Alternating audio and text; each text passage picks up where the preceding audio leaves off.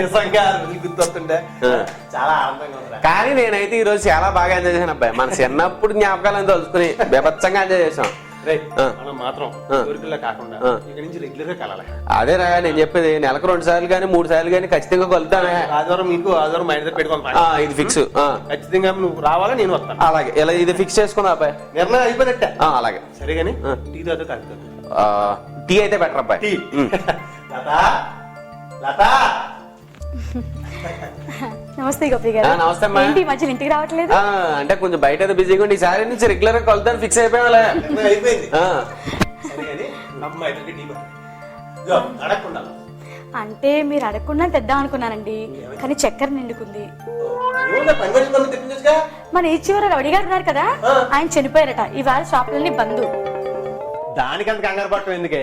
ఇగో నువ్వు టీ తెచ్చి నా చేతిలో పెట్టి నా పెదాల మీద ముద్దు పెట్టావు అనుకో, ఆటోమేటిక్ గా తీగా ఉంటుంది. మీరైతే 1 స్పూనే వేసుకుంటారు. అవును. మరి మీ ఫ్రెండ్ గోపి అయితే 3 స్పూన్లు చక్కెర వేసుకుంటాడు. దానికోసమే ఆలోచిస్తున్నానండి.